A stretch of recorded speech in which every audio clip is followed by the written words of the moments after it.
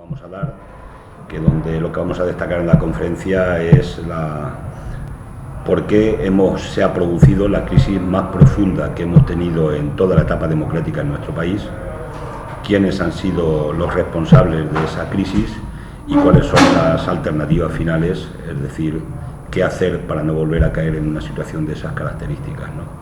Más allá de resolver y hacer propuestas alternativas a lo que es la consecuencia última que hemos tenido de esta crisis, más allá de los recortes de derechos laborales, sociales, económicos y civiles, es que hemos superado por vez primera también el 100% del Producto Interior Bruto en la deuda de nuestro país.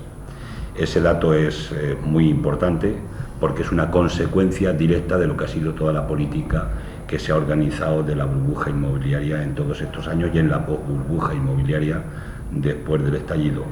La segunda es la consecuencia que están teniendo este nivel de deuda para día a día en la economía española y en las políticas sociales económicas de nuestro país, y es que, por ejemplo, este año, como botón de muestra, vamos a pagar 33.000 millones de euros de deuda, de intereses por la deuda. Intereses, no estoy hablando de amortización.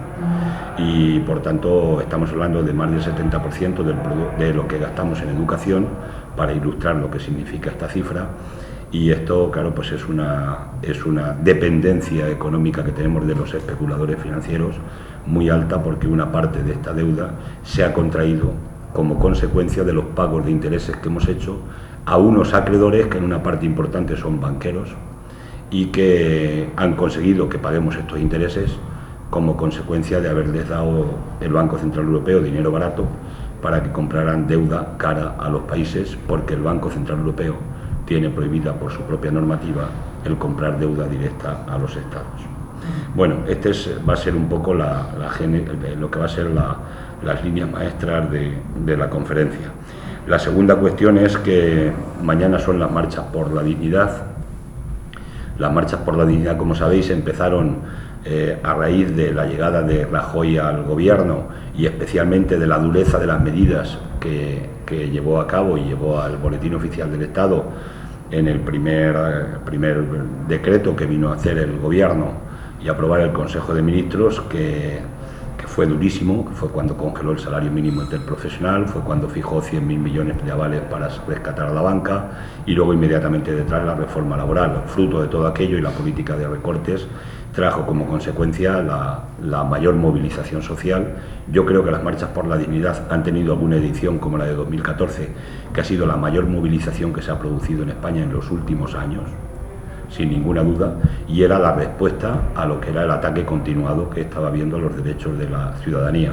Y un elemento muy importante que no se tiene en cuenta ya a estas alturas, pero es todo el incumplimiento de las promesas electorales que hizo Rajoy en la campaña del 2011 y que cumplió sistemáticamente en el Parlamento a lo largo de los años siguientes. Se podían enumerar y son decenas de incumplimientos y de elementos importantes. Y mañana es una edición más de las marchas por la dignidad. Y nosotros lo que creemos y estamos intentando sintetizar es que hay tres reivindicaciones centrales de las marchas, que son pan, techo y trabajo con dignidad. Los tres elementos están recogidos en la Constitución española como derechos: el derecho al pan, el derecho al trabajo y el derecho a la vivienda. Están recogidos en sendos artículos de la Constitución española y se están vulnerando de una manera flagrante a tenor de los datos que conocemos, no solamente los 4.800.000 parados que tenemos según la EPA en España, según el paro registrado estamos en algunos más de 4 millones, el bajo nivel de protección, estamos en el nivel de protección al desempleo más bajo en porcentaje de toda la historia de la democracia. Estamos en este momento en el paro registrado en una protección del 53%, el 28% en el umbral de la pobreza de la media española, uno de los porcentajes más altos de la Unión Europea, y en Andalucía mucho mayor, con un 35% del paro aquí. Un dato: sois la región de más paro de todas las regiones de los 28 países miembros de la Unión Europea. Este dato es tremendo, se cuenta poco, pero está ahí, ¿no? Y todo esto ligado a los bajos salarios que tenemos en España, empezando por el salario mínimo interprofesional y continuando por lo que ha sido la bajada de los salarios real que se ha producido en el periodo de la crisis, que lo explicaremos hoy también con el incremento de los beneficios en determinados sectores empresariales. El déficit de la seguridad social, que nosotros pensamos que va a ser el debate de las pensiones, es el gran debate o uno de los grandes debates de estos 4 años que vienen, porque hay un déficit importante en las cuentas. Quedarán aproximadamente 3 años para que se agote definitivamente el Fondo de Reserva de la Seguridad Social. Ya nos hemos comido más de la mitad de los 65.000 millones que había, y consiguientemente las políticas de las 2 reformas que hicieron Rajoy y Zapatero están llevando ya a un recorte clarísimo en las pensiones. El pensionista que hoy se jubila cobra ya porcentualmente menos que el pensionista con las mismas cotizaciones que se jubilaba hace 4 años. Digo, valga como botón de muestra. Y calculamos en los cálculos económicos, fue la propuesta del Gobierno que llevó a Bruselas, un recorte de las pensiones de 33.000 millones de euros hasta el 2022, a partir del plan que presentó en Bruselas, creo que fue el año 2013-2014. Bien, este va a ser el gran debate, porque el déficit de las cuentas de la Seguridad Social es clave, teniendo en cuenta que el déficit se produce como consecuencia de tener mucho paro, como consecuencia de las bonificaciones fiscales que se le hacen a los empresarios en cuanto a las cuotas de la Seguridad Social, que es un dato muy importante, y estos 2 elementos y los bajos salarios que se están haciendo en una cantidad de los contratos que se están haciendo últimamente, con mucho contrato a tiempo parcial. Todo esto es lo que nos lleva a tener que replantearse el tema de la seguridad social y de las pensiones, para que se pueda mantener lo que dice la Constitución española, y es mantener el poder adquisitivo de los pensionistas en cualquier momento de la historia, pero especialmente en este, que están tirando de una parte importante de los jóvenes de nuestro país. Y luego los desahucios que continúan, y el PP sigue recurriendo las leyes, como recurrió la ley andaluza del derecho a la vivienda, ahora lo ha hecho con Cataluña. Cualquier ley que pone en peligro los intereses de determinados sectores de la banca, el PP lo recurre al Tribunal Constitucional y lo paraliza. Es decir, son unas cuantas pinceladas de lo que sigue siendo la motivación de las marchas por la dignidad y que nosotros estamos apoyando. Y finalmente una tercera idea, y es que hemos hecho un acuerdo, como ella has conocido, con Podemos, en este caso concreto. Yo creo que estamos dando con eso respuesta a una petición muy popular en la calle que se ha producido siempre, y es: tenéis que uniros la izquierda. Y finalmente el 20 de diciembre no fue posible porque Podemos se negó al acuerdo. Hicimos el acuerdo con otras organizaciones más pequeñas, pero en esta ocasión se ha hecho el acuerdo ya porque Podemos ya ha querido que se haga el acuerdo y han considerado que era importante que se hiciera. Este acuerdo la suma puede multiplicar resultados, el tiempo lo verá. Vamos a trabajar muy fuerte para intentar procurar que no se produzca abstención, teniendo en cuenta que vamos a unas elecciones inusuales, y es que vamos a unas nuevas elecciones sin haber tenido un gobierno anterior, fruto de las elecciones anteriores, y eso puede desmotivar una parte de la gente. Vamos a trabajar para que la gente no se desmotive, porque los elementos que nos llevaron a las siguientes elecciones, a los programas electorales que presentamos, siguen estando ahí, siguen estando vírgenes, y por tanto las actuaciones del gobierno del PP han sido exactamente las mismas. Yo creo que se puede producir una acumulación de fuerzas en el Parlamento de centro-izquierda que podían contrarrestar lo que es desalojar democráticamente al gobierno del PP del gobierno, quitarle la mayoría parlamentaria, y probablemente, si la cosa funciona bien, podíamos tener un Parlamento con una mayoría de centro-izquierda que podía empezar a cambiar el curso de los acontecimientos, ¿no? Y en este acuerdo, en esta alianza que hemos hecho, lo hemos hecho sobre una base de 50 puntos programáticos. Cada partido mantenemos nuestro programa, originalmente el que tenemos, nos hemos puesto de acuerdo en 50 puntos, eso es lo que vamos a votar en común en ese Parlamento, pero luego cada uno tenemos autonomía propia para poder seguir defendiendo nuestros diferentes planteamientos que tenemos en nuestros programas electorales. Esperamos y deseamos que funcione este acuerdo. Yo pienso que va a funcionar, porque la suma puede multiplicar, porque no va a haber voto perdido. La ley DON y el sistema de circunscripción provincial ya no opera, y en este caso concreto podemos aumentar un porcentaje importante de diputados, y eso podía llevar a que se podía configurar una mayoría parlamentaria que llevara como consecuencia inmediata la conformación de un gobierno de centro-izquierda para cambiar políticas en nuestro país, dentro de la dificultad que trae el momento, el déficit que tenemos de las cuentas públicas. Y no hay que olvidar un dato: 55.000 millones hemos tenido de déficit en las cuentas públicas en el año 2015.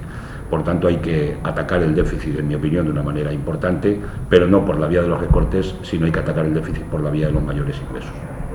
Y bueno, pues muy en síntesis, eso es lo que puedo decir así. Ya si queréis, pues alguna aclaración o concreción, pero bueno, entra un periodo muy apasionante de la historia de nuestro país, y de la de Córdoba y de Palma también. Bueno, y lo acaba de decir, con la radiografía que ha hecho, una tarea difícil. Sí, pero es más difícil mantener a Rajoy en el gobierno, y más después de todo lo que estamos conociendo un día sí otro. También este país se desmoraliza cuando abre el periódico y se encuentra con un nuevo caso de corrupción que salta a la luz, porque la gente está pensando es cuánto queda todavía debajo de las alfombras. Es decir, si con el PP en el gobierno están saliendo todas las tramas de corrupción que ya conocemos, está viendo los escándalos que hay, e incluso, bueno, pues le acaban de pedir una fianza, aún más que una fianza, es lo que debería, son responsables civiles subsidiarios de lo que ha sido el asunto de Génova, de la construcción con dinero negro, dinero en B, de la sede de Génova, y en esa responsabilidad civil subsidiaria pues le han pedido 1.200.000 euros, y el PP está tirando balones fuera y se está metiendo con la justicia, con el juez de la audiencia que lo está haciendo. Yo creo que tenían que ser un poquito más respetuosos con la justicia, y precisamente siendo el partido que está sustentando todavía el gobierno en funciones. Pero bueno, de cualquier forma, claro, es que con una situación como la que tenemos en este país, la alternativa es una necesidad vital para la propia democracia. Es decir, yo creo que la vergüenza, la imagen y el deterioro de la propia democracia, y la apatía, incluso la desinversión de la gente, o la no inversión, no animarse a la gente en un panorama como el que tenemos. Por tanto, necesitamos un gobierno en España que... ¿Y cuál sería la prioridad de llegar a ese la primera, de esos 50 puntos sí, que están en la confluencia? Para mí la primera es clarísima: sin dinero no se puede hacer política. Y la primera es que hay que poner en marcha un mecanismo que sea lucha contra el fraude fiscal y una reforma fiscal progresiva, no para que paguemos más impuestos los ciudadanos en conjunto y tal, sino para que paguemos realmente, como dice la Constitución en el artículo 31, que es quien más tiene y quien más gana tiene que pagar más, para que podamos tener recursos suficientes para poder combatir el déficit y aplicar entonces las políticas prioritarias, 3 o 4 líneas. La primera de ellas, hay que elevar el salario mínimo interprofesional. Se ha fijado en el acuerdo entre 800 euros de manera inmediata, una de las primeras medidas, y 900 cuando acabe la legislatura. Nosotros vamos más allá con Izquierda Unida, pero de cualquier forma ese ha sido el acuerdo. Eso es vital. Si no hay poder adquisitivo de la clase trabajadora, no movemos el comercio, no movemos el mercado y no movemos la economía ni el empleo. Por tanto, un dato importante. La segunda medida es una renta mínima de garantía para 2 millones de personas están pidiendo los sindicatos. Nosotros no hemos cuantificado el número de personas, pero sí la cifra. Llegar hasta 600 euros debería ser la cifra mínima que debería tener una unidad familiar de ingresos en cualquier unidad familiar. Por tanto, planteamos eso para la exclusión social.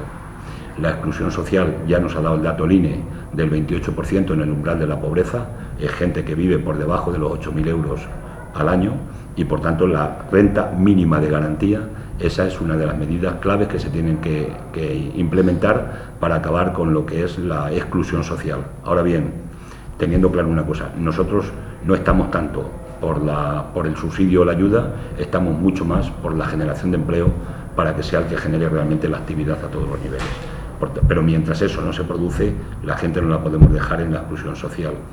Y luego pues habría alguna medida de interés en este paquete inmediato, que podía ser la de derogar todas las reformas que se han aplicado injustas en España, empezando por las reformas laborales del PSOE y del PP, 1, 2, la ley Mordaza, 3, la reforma de la LOMCE, para que se haga una nueva ley de educación, 4, el artículo 135 de la Constitución española, y finalmente hay que derogar las reformas que se hicieron en el Código Penal, que penalizan la movilización, que penalizan los derechos conquistados y que se han mantenido en España durante muchos años.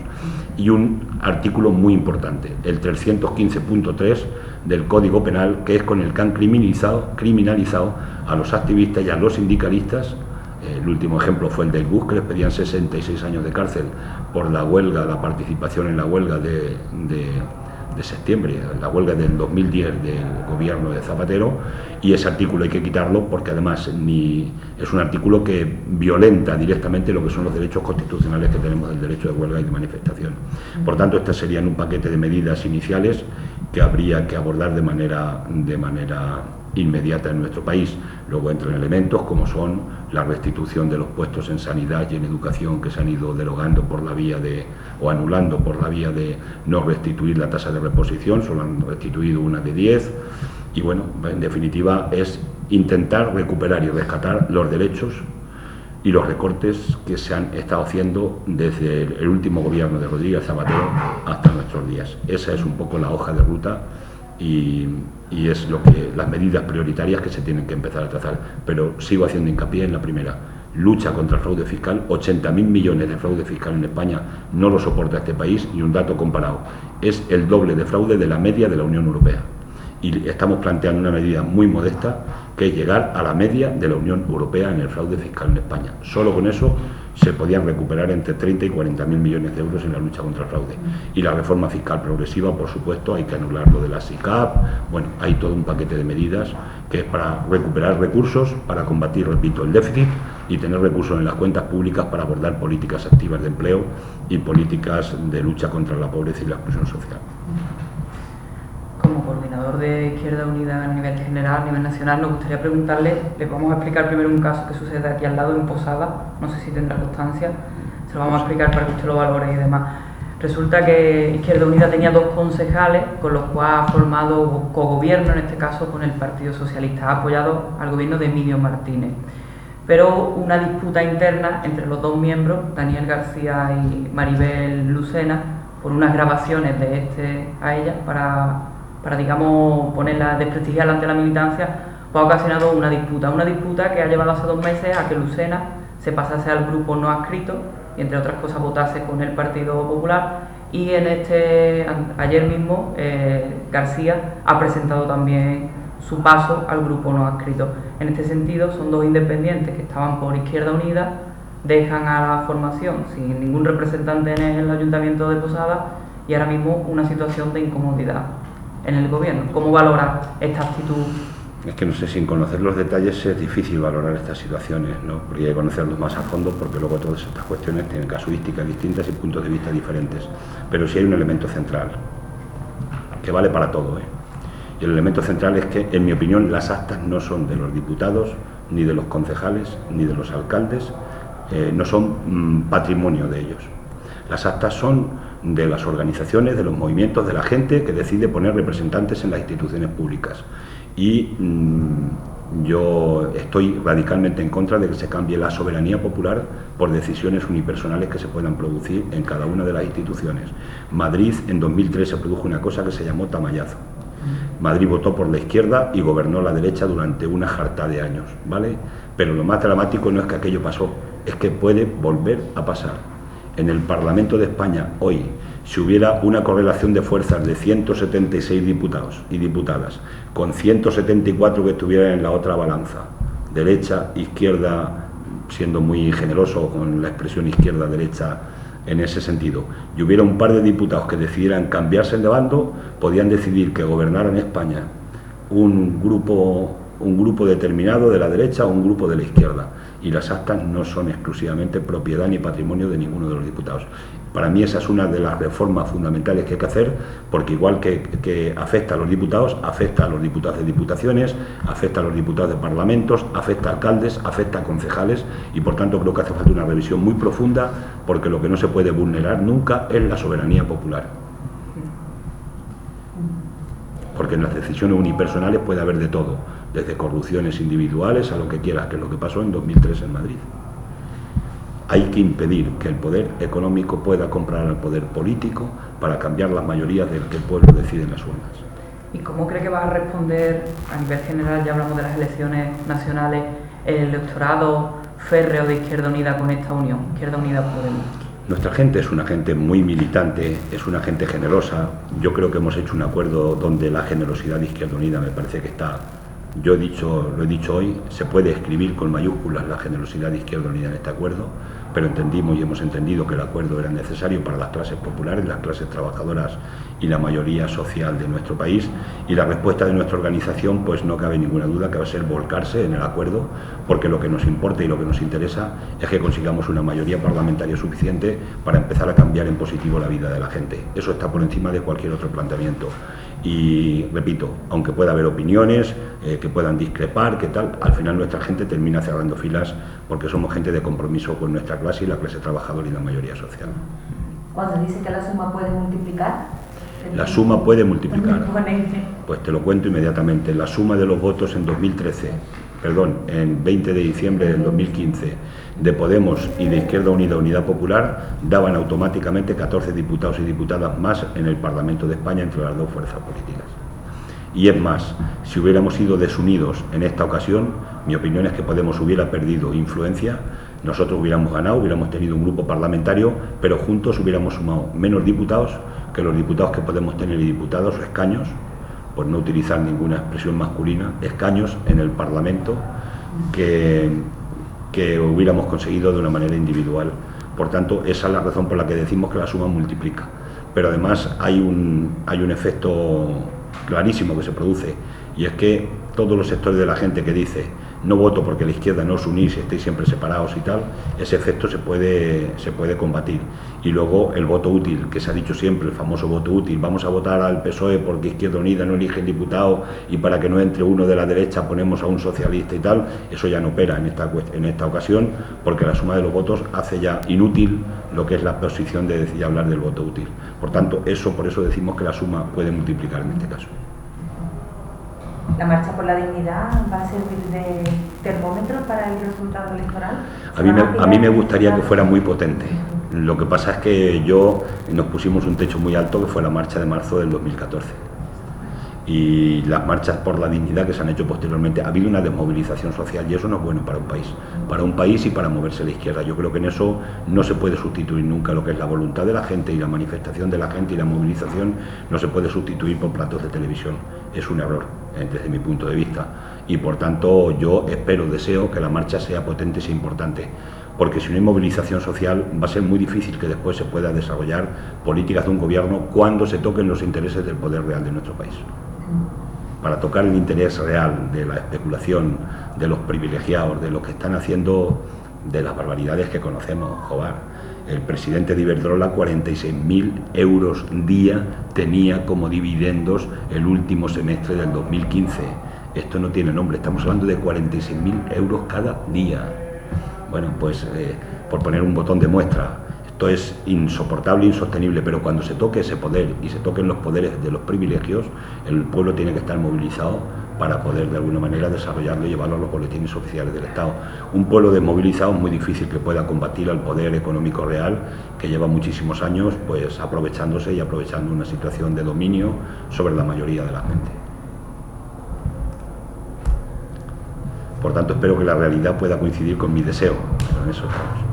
Para llegar al boletín oficial del Estado. Sí, porque alguna vez hay que ponerlo al servicio de las clases trabajadoras.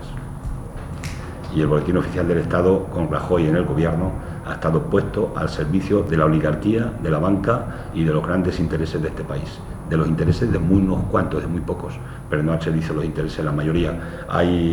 Tenemos más que documentación y más que hemeroteca para poder comprobar cada una de las medidas que ha adoptado el gobierno de Rajoy, a quien ha favorecido.